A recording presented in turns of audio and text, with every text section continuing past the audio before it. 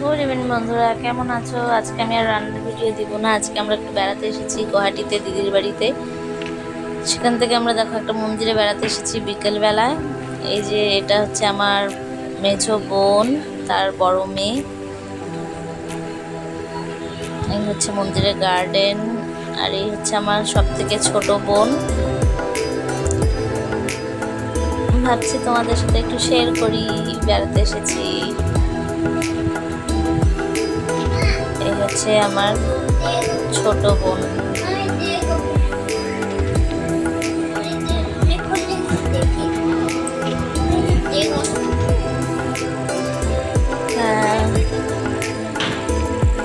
এই যে মন্দিরটা, এটা হচ্ছে মন্দিরটার নাম হচ্ছে শ্যাম মন্দির, গুয়াহাটিতে ঠিক জামাইবাবুর অফিসের কাছেই মন্দিরটা।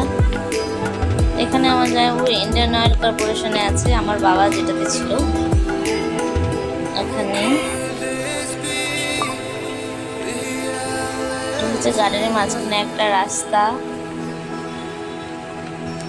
দেখো ফুলগুলো এমনিতে বাড়িতে লাগালে ভালো লাগে না, মন্দিরে কি সুন্দর লাগছে। এখনো ফুটেনি খুব ভালো করে। মন্দিরটা একদম পিসফুল, খুবই সুন্দর, ভালো লাগছিল। কি গরম ছিল না, ঠান্ডা হাওয়া বইছিল পাহাড়ের ওপর। এই যে হচ্ছে আমার ছেলে ঋদ্ধিমান।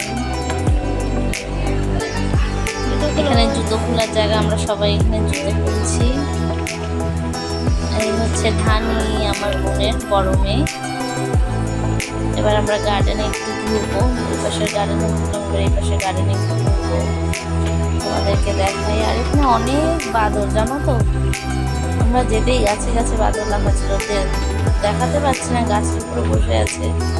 আর আমি বাদরের পটি দেখছি।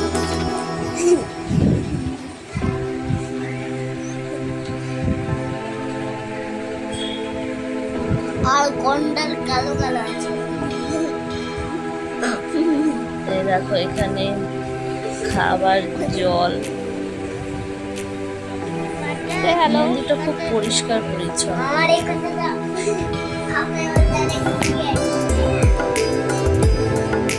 মন্দিরের ভেতরে ফটো তোলা নাকি এলাও নেই, একটা গার্ড এসে বললো, তাই আমরা সন্ধ্যাও হয়ে এসছে, আমরা তাই বাইরে এই পাশের গার্ডেনে, রাইট সাইডের গার্ডেনে আমরা একটু ফটো তুলছি।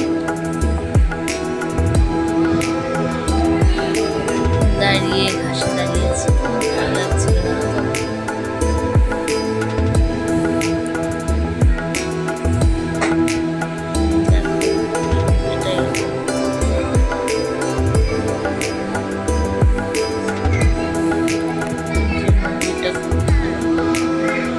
তোমরাও বেড়াতে আসতে পারো। মন্দিরটা খুব একটা বড় নয়, কিন্তু ছোটোর মধ্যে খুব সুন্দর, খুব শান্তি।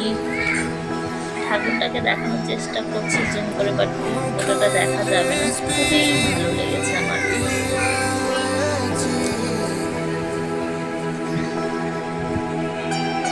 এরা হচ্ছে আমার যারা মন্দিরটাকে স্থাপিত করেছে, তাদের স্ট্যাচু মন্দিরের সামনে রাখা, গেটের সামনে।